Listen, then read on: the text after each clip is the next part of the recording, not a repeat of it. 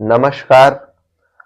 आज हम आपका chapter second electrostatic potential and capacitance के लास्ट लास्ट लेक्चर में हैं और यहाँ पर हम पढ़ने वाले हैं energy stored in a capacitor. ठीक, ये आपके एग्जाम में डेरिवेशन नहीं आने वाला है जो हम पढ़ेंगे, लेकिन न्यूमेरिकल आने की प्रोबेबिलिटी काफी हाई होती है।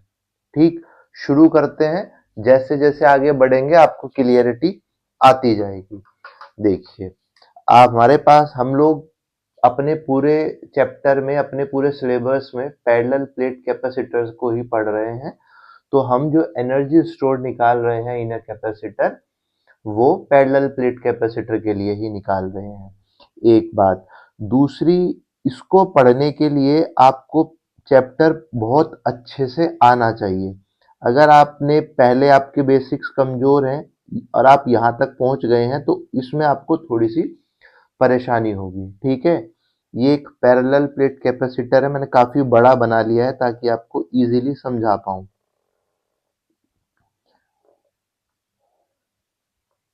और यहाँ पर कोई बैटरी कनेक्टेड है, वी पोटेंशियल है बैटरी का। ठीक है, इधर पॉजिटिव इधर नेगेटिव, तो इधर पॉजिटिवली चार्ज हुआ होगा कैपेसिटर,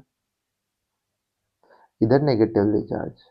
बस अब यही मुझे जानना है कि ये जो चार्ज इसमें स्टोर हुआ है वो कितना है। ठीक है, अब इसी का प्रोसेस है, देखो बड़े ध्यान से समझना, मेरी बात सुनो। आप ऐसा एज्यूम कर लो कि यहाँ पे ना कोई स्विच है और अभी तक वो डिस्कनेक्टेड है। तीन, जब टाइम जीरो है मतलब मेरा ये स्विच ऑफ है, मैंने ये ऑन नहीं किया है, तब तक यहाँ पर चार्ज क्या होगा कैपेसिटर पर, यहाँ पे हम प्लस क्यू चार्ज बोलते हैं, इसको हम माइनस क्यू चार्ज बोलते हैं, लेकिन कैपेसिटर पे चार्ज बोलते हैं क्या, क्यू।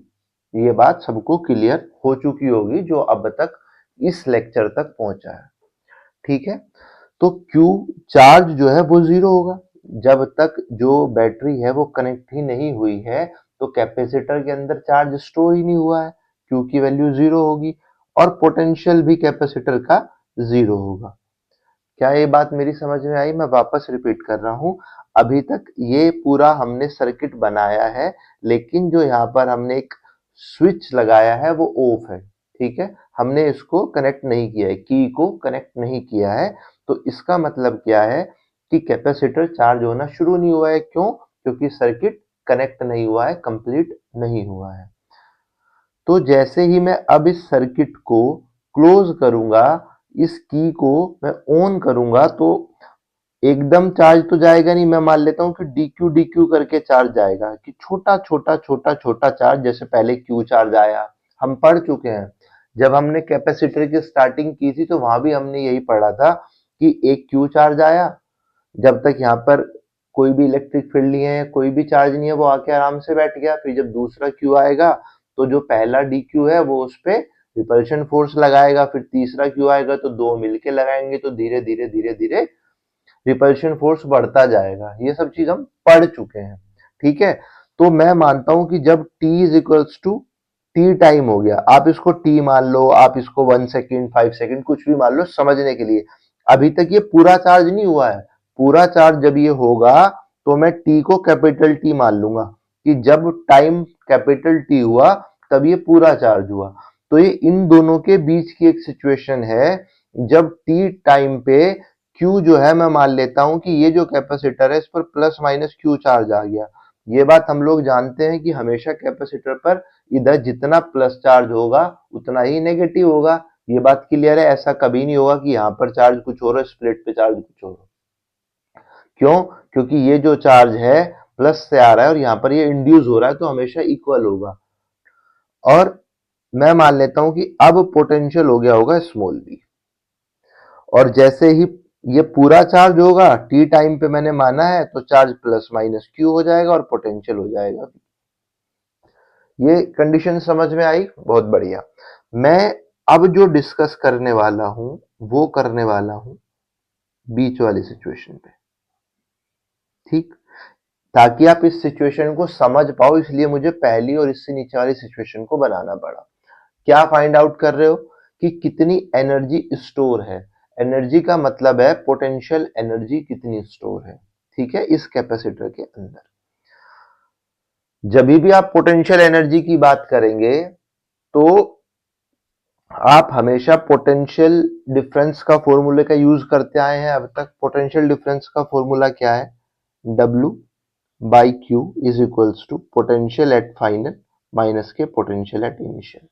ठीक, अब मैं जो चार्ज ला रहा हूं वो dq करके ला रहा हूं, तो यहां पे dq आएगा। और जब चार्ज dq आ रहा है, छोटा चार्ज आ रहा है, तो वर्क भी छोटा ही होगा dw। यहां तक कोई परेशानी नहीं है। तो dw by dq, v final क्या है, इस वाले पॉइंट की मैं बात कर रहा हूं। v फाइनल मेरे पास है q, और v इनिशियल क्या है? v इनिशियल है ये तो v इनिशियल यही होगा ना, पोटेंशियल इनिशियली क्या था? 0। ठीक, सॉरी, v फाइनल क्या है? ये यहाँ पे क्या है? ये स्मॉल v, ये तो चार्ज है ना, स्मॉल v। काट के लिख देता हूं। इस यहाँ पे क्या है? पोटेंशियल स्मॉल v, और पोटेंशियल इनिशियली क्या था? 0। क्लियर है इतनी बात? बहुत बढ़िया। कैपेसिटेंस का फॉर्मूला आपको पता है क्या होता है? Q by C। इधर कैपेसिटेंस लिख लिए तो यहाँ पे V लिख दीजिए। C is equals to Q by V, ये हम लोगों को पता है। या हम लिख सकते हैं V is equals to Q by C। ये बिल्कुल क्लियर है, यहां तक कोई परेशानी नहीं है। बढ़िया। dW बाई dQ, V की वैल्यू क्या आएगी? छोटा v है इस कंडीशन में, Q क्या आएगा? छोटे वाला Q, divide by C। Capacitor का कैपेसिटेंस का Q या V से कोई लेना देना नहीं है। जब कैपेसिटर को मैन्युफैक्चर किया गया था तभी उसका कैपेसिटेंस डिसाइड हो चुका था। क्यों? क्योंकि कैपेसिटर का कैपेसिटेंस डिपेंड करता है डायमेंशन पर और उस मटेरियल पर जो उसमें यूज हुआ है, या जो उसके बीच की ये वाला स्पेस में आपने इसमें क्या एयर है, डाइलेक्ट्रिक्स है, उन सब चीजों पे। Q या V का कोई भी डिपेंडेंसी कैपेसिटर पर नहीं होती है, ये हम लोग पढ़ चुके हैं भाई। ये स्मॉल v, तो इसका formula Q by C, dW is equals to Q by C dV। Clear इतनी बात? अब मैं इसका इंटीग्रेशन कर देता हूं dW का, तो इसका इंटीग्रेशन क्या आएगा? टोटल वर्क, क्योंकि जो टोटल वर्क होगा वही पोटेंशियल एनर्जी होगी, ये बात हम लोग जानते हैं। तो यहां पर टोटल वर्क जब मैं इंटीग्रेशन करूंगा Q बाई C dQ का, तो कितना चार्ज? भाई अभी तो Q चार्ज है, इनिशियली चार्ज क्या था? 0। चार्ज मुझे कहां तक जाना है? कैपिटल Q तक।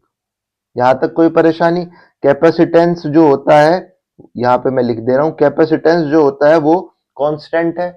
क्यों? मैंने अभी बताया कि कैपेसिटेंस Q पर या V पर डिपेंड नहीं कर रहा है। Capacitance at the time of manufacturing of capacitor, तभी आप डिसाइड पता लग जाता है कि इसका कैपेसिटर कितना है, वो चेंज नहीं होता है। C कभी भी चेंज नहीं होता है, तो ये कांस्टेंट है, बाहर आ जाएगा। जब मैं इंटीग्रेशन करूंगा तो इसका क्या इंटीग्रेशन आएगा? क्यू स्क्वायर बाई 2, क्यू का इंटीग्रेशन, और लिमिट 0 से Q, 1 by C, Q square by 2 minus के 0। तो W की वैल्यू क्या आई? 1 by C Q square by 2, या इसको आप लिख सकते हो half Q square by C। इतनी बात क्लियर है? हम लोगों को पता है क्या कि इलेक्ट्रोस्टैटिक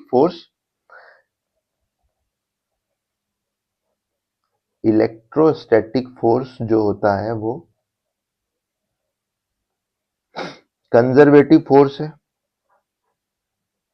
तो जो वर्क ये है वही पोटेंशियल एनर्जी भी होगी, half Q square C। Potential energy आ गई है। मैंने जब ये शुरू किया क्या बताया था कि डेरिवेशन नहीं आएगा, न्यूमेरिकल आएंगे इसके बेस पर। ठीक, तो जब न्यूमेरिकल आएंगे, आपको वैल्यू Q और C की नहीं दी। मेरी बात को समझो, एक फॉर्मूला बस ये आपको ध्यान रखना है, C इज इक्वल्स टू क्या होता है? Q by V।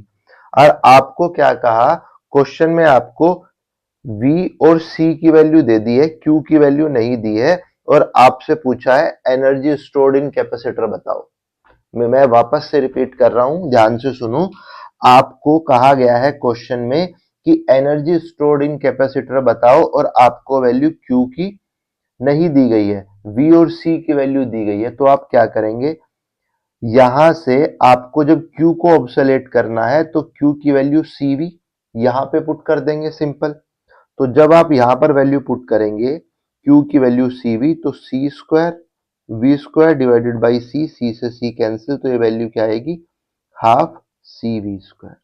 तो एक फॉर्मूला आपके पास ये भी होगा, जो भी वैल्यू आपको गिवन होगी वही फॉर्मूला आप यूज कर लेंगे। तीसरा, अब आपको कहा गया कि आपको ना अब C की वैल्यू नहीं दी गई, अब आपको V की और Q की वैल्यू दी गई है। तो फॉर्मूले में यहां से C की क्या वैल्यू है, Q बाई V, वो यहां पर पुट कर दो, half Q by V into V square, V cancel, तो ये क्या आया, हाफ QV। यहां तक कोई परेशानी हो तो मुझे बताओ। और ये क्या है, पोटेंशियल एनर्जी। तो पोटेंशियल एनर्जी के मैंने फॉर्मूला एक ही है, सिर्फ एक बार मैंने Q और C की टर्म में निकाला, एक बार मैंने C और V की टर्म में निकाला, और एक बार मैंने Q और V की टर्म में निकाला। आप कोई भी एक फॉर्मूला याद रख लीजिए, ये रख लीजिए, U is equals to half Q square by C, या U is equals to half CV square. ये आपको ज्यादा इजी लग रहा है, आप ये याद रख लीजिए। उसके बाद आप एग्जाम में बहुत छोटा टाइम आपको लगेगा, क्योंकि मैं जानता हूं बहुत सारे फॉर्मूले हो जाते हैं, याद रखना थोड़ा सा परेशानी वाला हो जाता है। तो आप बस एक फॉर्मूला याद रख लीजिए, हम जो भी जहां पे भी ये फॉर्मूला यूज करेंगे U is equals to half CV square use करेंगे, उसके बाद बाकी हम कन्वर्ट करेंगे with the help of this formula जो हमने अभी किया है। तो क्या फॉर्मूला हम लोग याद रखेंगे, U is equals to half CV square. आपको कोई और इजी लग रहा है आप वो याद रख लीजिए, ठीक। अब ये तो आपको पता लग गया कि कितनी एनर्जी स्टोर होती है कैपेसिटर में। इसी से रिलेटेड एक और चीज आपसे पूछी जाती है, क्या, energy density of electric field. Energy ये क्या होता है मैं अभी बताऊंगा, energy density of electric field. देखो ये क्या होता है, जब इधर पॉजिटिव चार्ज है और इधर नेगेटिव चार्ज है, तो ये बात तो हम सब जानते हैं कि इलेक्ट्रिक फील्ड इस तरफ होगा, जो इलेक्ट्रिक फील्ड की डायरेक्शन होगी वो ये होगी पॉजिटिव से नेगेटिव की तरफ। तो इसने पूछा है कि इलेक्ट्रिक फील्ड जो है, यहाँ पर जो इलेक्ट्रिक फील्ड है, इलेक्ट्रिक फील्ड तो यही है ना, और तो कहीं नहीं है इस कैपेसिटर में, इसकी एनर्जी डेंसिटी बताओ, energy density of electric field. समझ में आगे क्या पूछा गया है कि इसकी एनर्जी डेंसिटी बताओ। अब एनर्जी डेंसिटी क्या होता है, इससे पहले मुझे एक बात बताइए, आप बार बार पढ़ रहे हैं क्या, सरफेस चार्ज डेंसिटी। ये आप अब तक कम से कम 100 बार मैं पढ़ा चुका हूं इस पूरे चैप्टर में। क्या वैल्यू थी, sigma is equals to Q by A, कि टोटल एरिया पर जितना चार्ज है, ठीक है, और मैं उस चार्ज को अगर एरिया से डिपेंड करूं तो मुझे पर स्क्वायर मीटर एरिया पर चार्ज कितना है वो पता लग जाता है। तो एनर्जी डेंसिटी क्या होगी, यहां पर यहीं पे मैं लिख देता हूं ये, क्योंकि आपको जरूरत पड़ने वाली है। एनर्जी डेंसिटी, एनर्जी डेंसिटी क्या होगी, एनर्जी स्टोर्ड कहां पे, इन कैपेसिटर डिवाइडेड बाय क्या, वॉल्यूम। भाई जैसे आप सरफेस चार्ज डेंसिटी निकाल रहे थे, ऐसे ही मैंने एनर्जी डेंसिटी का फॉर्मूला लिख दिया है कि टोटल कितना कैपेसिटर पर कितनी एनर्जी स्टोर्ड है, उसको वॉल्यूम से डिवाइड कर दो, तो आपके पास आ जाएगी एनर्जी डेंसिटी। अब इसमें एक चीज जो आपको ध्यान रखनी है, एनर्जी डेंसिटी जो है, जब भी एनर्जी डेंसिटी टर्म आई है वो आई है इलेक्ट्रिक फील्ड के रेफरेंस में। तो जो अब तक आपने एनर्जी स्टोर्ड इन कैपेसिटर निकाली थी, हाफ क्यू स्क्वायर सी या हाफ सी वी स्क्वायर या हाफ क्यू वी, उसमें कहीं भी इलेक्ट्रिक फील्ड का तो आपने जिक्र किया ही नहीं था। तो मतलब क्या है कि मुझे पहले एनर्जी स्टोर्ड इन कैपेसिटर को इलेक्ट्रिक फील्ड की फॉर्म में लाना है। मैं वापस से रिपीट कर रहा हूं कि energy density of electric field है।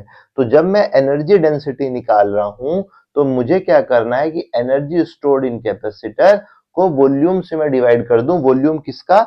ये वाला जो पोर्शन है ना, ये वाला, ये जो कैपेसिटर का ये वाला जो हिस्सा है, ये वाला, इसका वॉल्यूम। ठीक है, जितनी इस कैपेसिटर में एनर्जी स्टोर्ड है मैं उसको इस वॉल्यूम से डिवाइड कर दूं तो मेरे पास एनर्जी डेंसिटी आ जाएगी।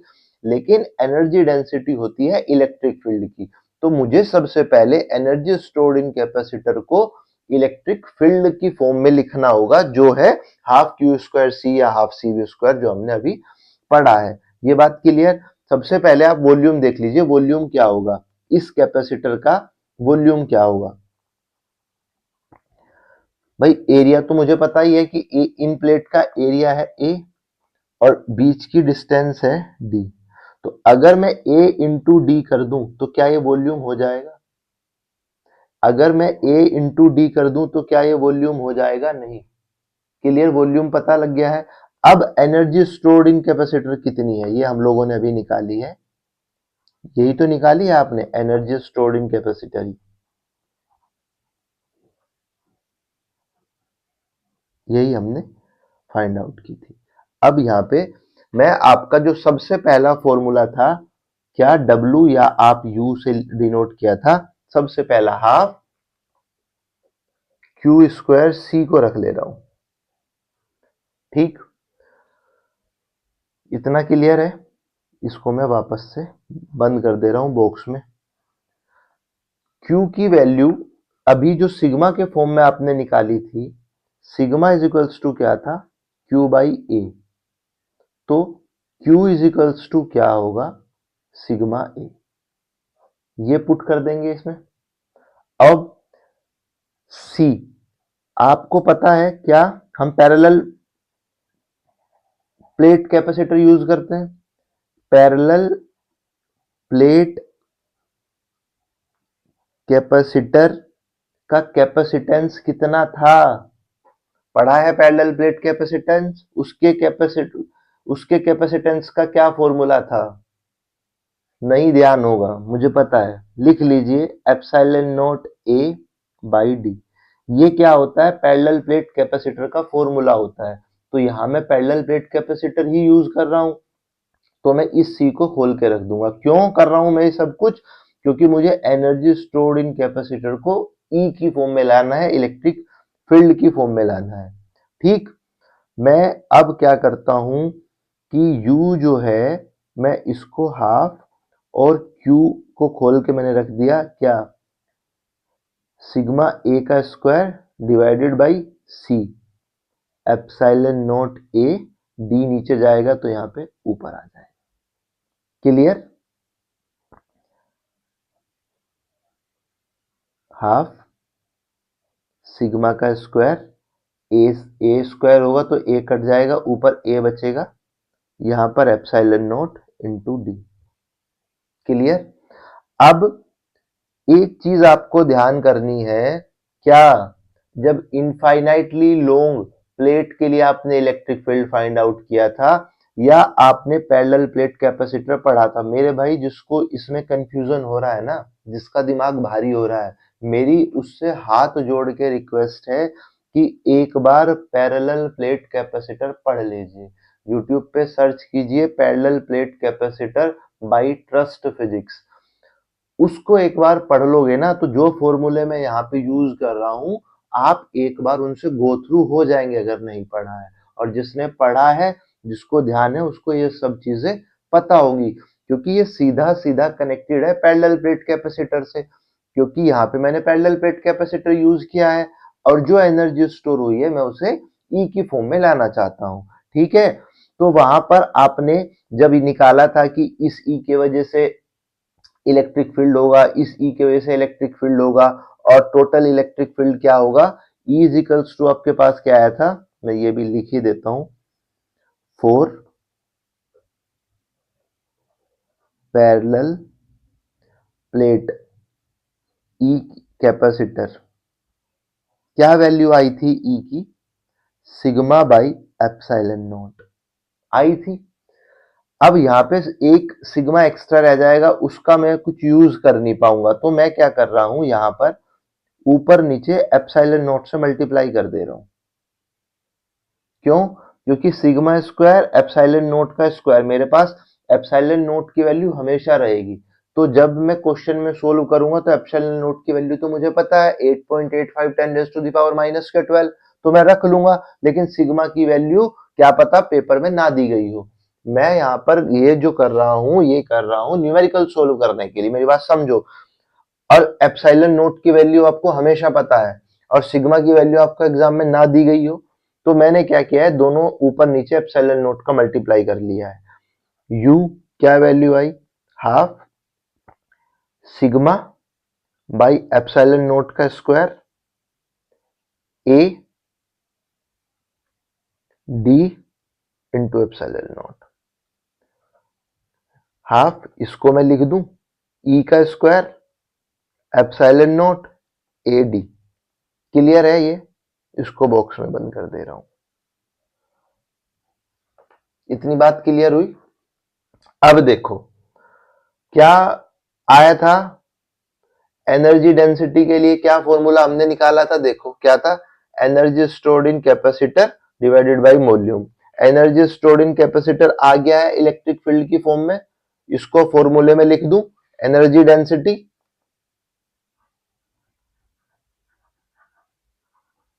Energy density, energy stored in capacitor क्या है, half E square epsilon not E into D divided by volume. Volume का फॉर्मूला आपने क्या लिखा है, क्या लिखा है वॉल्यूम का फॉर्मूला, ए इंटू डी। तो यही ए इंटू डी, ए से ए कैंसिल, डी से डी कैंसिल। तो क्या फॉर्मूला आया एनर्जी डेंसिटी का, half E square epsilon not. Energy density जब भी पूछेगा ना तो आपको इलेक्ट्रिक फील्ड की फॉर्म में ही वो लिखनी है। लेकिन अगर आपको एग्जाम में इलेक्ट्रिक फील्ड गिवन है तो आप एनर्जी डेंसिटी बता देंगे बहुत इजीली, कुछ करना ही नहीं है। लेकिन अगर नहीं गिवन है, आपको क्यू गिवन है, सी गिवन है, वी गिवन है, तो वहां से आपको ये जो पूरा प्रोसेस है इससे यहां तक आना पड़ेगा। पता लगा एनर्जी डेंसिटी का? बहुत बढ़िया। अब मैं इसका आपको क्या कराने वाला हूं, जो एनसीईआरटी का आपका एग्जाम्पल है, इसमें मुझे पता है हल्का सा कंफ्यूजन रहता है। ये आप जब अपना नोट्स बनाने के बाद पैरेलल प्लेट कैपेसिटर नहीं पढ़ा है तो उसको एक बार पढ़ने के बाद नोटबुक बंद करके जब तक आप इसको खुद सोल्व नहीं करेंगे ना, ये परमानेंट नहीं होगा। मेरी बात को मान लेना, इसमें कुछ नहीं है, लेकिन कहां आपको कौन सी वैल्यू पुट करनी है वो आपको प्रैक्टिस से ही आएगा। ठीक है, क्लियर? अब दो चीजें आपको ये फॉर्मूला ध्यान रखना है, u is equals to half C V square, क्योंकि मुझे पता है ये आपको इजीली ध्यान रहने वाला है। कोई भी एक याद कर लो यार, बाकी निकाल लेना, अगर तीनों याद कर सको तो बेस्ट है। ठीक है, u is equals to half C V square कर लो, u is equals to half Q square C, जो भी आप करना चाहो। इस फॉर्मूले को आपको हमेशा ध्यान रखना है, इसको भी ध्यान रखना है। इसके पेपर में आने के चांसेस कम है, इसके आने के चांसेस बहुत ज्यादा होते हैं। ठीक है, अब आपका जो क्या है, एनसीईआरटी का एग्जाम्पल नंबर 10, इसमें क्या कहा गया है कि ए 900 picofarad capacitor is charged bye 100 volt battery, how much electrostatic energy is stored. मुझे पता है, मैंने तो निकाला इलेक्ट्रोस्टैटिक एनर्जी क्या थी, बताओ, हाफ सी वी स्क्वायर थी। दूसरी क्या थी, ध्यान है या भूल गए, बताओ, हाफ क्यू स्क्वायर सी, या एक फॉर्म और थी क्या, हाफ क्यू वी, यही थी।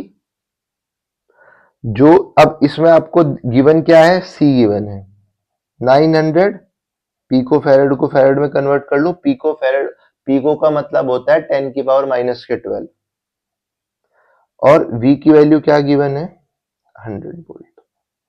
सी और वी गिवन है, क्यू नहीं, तो मुझे वो फॉर्मूला यूज करना है इसमें सी और वी गिवन हो, वो कौन सा है, ये रहा। तो u is equals to half C V square वाला फॉर्मूला मैं यूज करूंगा। हाफ सी की वैल्यू क्या है, 900 10 की पावर माइनस के 12 और v स्क्वायर की वैल्यू क्या है 10 का सॉरी 100 का स्क्वायर। जब मैं इसको सोल्व करूंगा तो 450 10 की पावर माइनस के 12 इंटू 10 की पावर 4 450 10 की पावर माइनस के 8 आ जाएगी। और 2 पॉइंट इधर लगाऊंगा तो पॉइंट ऐड करूंगा यहाँ पे 10 की पावर माइनस के 6। पोटेंशियल एनर्जी क्या आई 4.5 10 की पावर माइनस के 6 जूल। क्लियर? कुछ था इसमें, और इस तरह का आपको क्वेश्चन अपने एग्जाम में मिलने के पूरे पूरे चांस है। कुछ नहीं होता अगर आपको फॉर्मूला पता हो। फॉर्मूला कैसे आया है ये आप लोगों ने समझ लिया है। ठीक, आओ नेक्स्ट। अब क्या कहा गया है कि capacitor is disconnected from the battery. Battery हटा दी गई है और कनेक्टेड टू अनदर कैपेसिटर, दूसरे कैपेसिटर से जोड़ दिया है। ये अगर C1 कैपेसिटर था तो इसको C2 कैपेसिटर से जोड़ दिया है, लेकिन दोनों का जो कैपेसिटेंस है वो इक्वल है। क्या? बी का सॉल्यूशन है C1 और C2 की जो वैल्यू दी गई है वो इक्वल दी गई है 900 क्या पिकोफैरेड। पिकोफैरेड, ठीक। What is the electrostatic energy stored by the system, कि अब इस पूरे सिस्टम में इलेक्ट्रोस्टैटिक एनर्जी कितनी स्टोर्ड होगी। ये बात आपको पता थी, यहाँ पे क्यू चार्ज था मेरे पास, यहाँ पर क्यू चार्ज है, इनिशियली क्यू चार्ज था।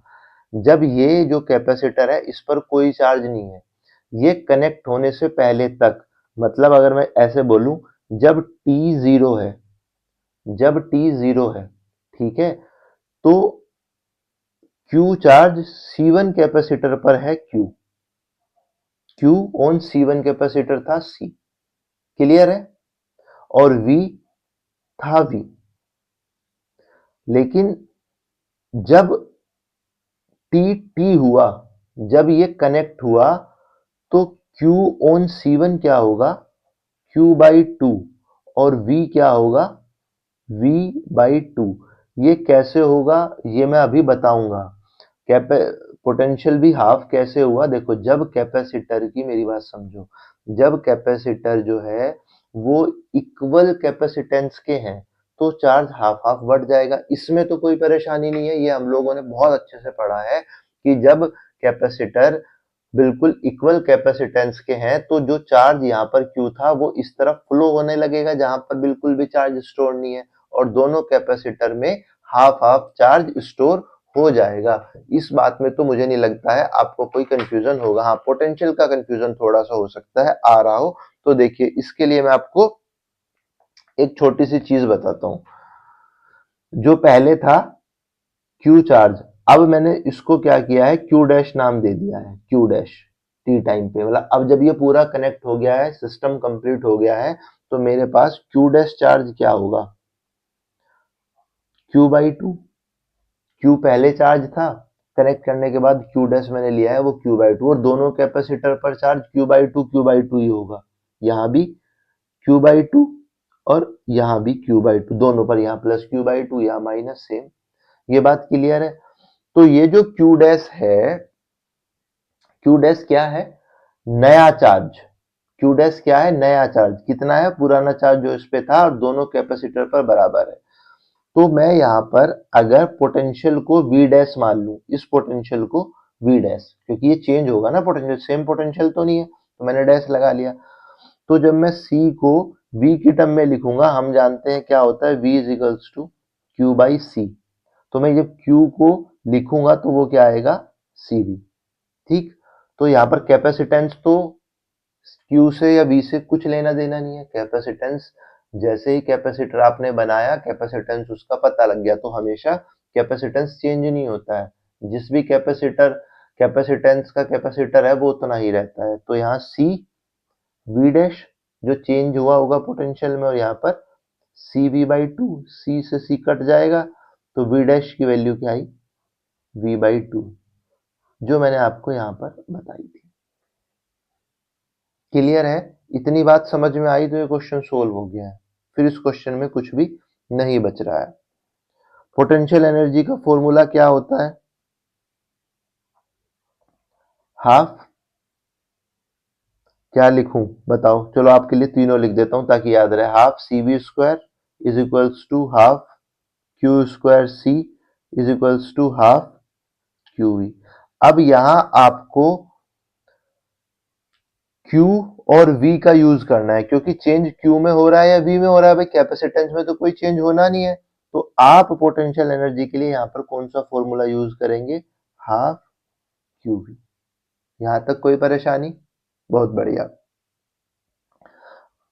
चूंकि मैं निकाल रहा हूं कब, जब ये कैपेसिटर जुड़ चुका है, सिस्टम कंप्लीट हो चुका है, तो मैं यहां पर Q डैश और V डैश लगा दूंगा। ये बात तो समझ में आई, क्योंकि चार्ज भी चेंज हो चुका है और पोटेंशियल भी चेंज हो चुका है। Q डैश की वैल्यू क्या थी, Q डैश की वैल्यू क्या थी, Q by two. V dash की वैल्यू क्या थी, V by two. Potential energy जो निकली है ये आपने किसी एक कैपेसिटर के लिए निकाली है। भाई दोनों कैपेसिटर का कैपेसिटेंस इक्वल है, लेकिन दोनों कैपेसिटर पे चार्ज भी इक्वल डिस्ट्रीब्यूट हुआ है और पोटेंशियल डिफरेंस भी इक्वल होगा। क्यों? क्योंकि कैपेसिटेंस इक्वल है। तो दोनों कैपेसिटर के लिए जब आप पोटेंशियल, ये तो एक कैपेसिटर में ये वाली पोटेंशियल एनर्जी स्टोर है, तो दूसरे वाले कैपेसिटर में भी यही पोटेंशियल एनर्जी स्टोर होगी। यस या नो? समझ में आई बात? तो ये हाफ, यहां भी Q by two into V by two. Half ये है, हाफ ये है, हाफ ये है, हाफ ये है। तो क्या जब आप इनको ऐड करेंगे 1 हो जाएगा? आपको मैं किस तरह से समझाऊं, चलो। अगर मैं Q बाई टू और V बाई टू को कॉमन ले लूं तो यहां 1/2 प्लस 1/2 बच रहा है, ये 1 हो जाएगा। तो QV बाई 4 क्या है, अब पोटेंशियल एनर्जी है इस सिस्टम की। Q की वैल्यू मुझे पता है, क्या है Q की वैल्यू बताओ, क्या Q की वैल्यू आपको पता है? नहीं पता है? आपको वैल्यू किस किस की पता है? जो आपके पास कैपेसिटर है वो, और जो आपके पास यहां पर स्टोर्ड जो था क्या, पोटेंशियल, उसकी वैल्यू पता है। तो फॉर्मूला कौन सा लगेगा, हाफ सी वी स्क्वायर। तो मुझे क्या करना है, इसको मैं, मेरे पास V की वैल्यू तो है, मैं Q को चेंज कर लेता हूं CV में। Q की वैल्यू क्या है, CV into V by four, C V square by four. Capacitor की वैल्यू मुझे पता है, क्या है, क्या वैल्यू है, 900 10 raise to the power minus के 12। V की वैल्यू क्या है, 100, V का स्क्वायर है तो 100 का स्क्वायर बाई 4। क्लियर है? इसको जब मैं सोल्व करूंगा तो क्या वैल्यू आएगी, 900 10 की पावर माइनस के 8, यहाँ पे 4 हो जाएगी, 10 की पावर 4, 10 की पावर माइनस के 12, तो 10 की पावर माइनस के 8 डिवाइडेड बाई 4। इसको आप जब काटेंगे तो क्या वैल्यू आएगी, एक काम करते हैं, इन दो जीरो को भी यहीं पे ले जाते हैं, नहीं तो बाद में कंफ्यूजन आपको होगा। 10 की पावर माइनस के 6, 4 टू जा 8, बचा कितना 1, 4 टू जा फिर 8 और 4 5 जा 20, 10 raise to the power minus के 6 जूल।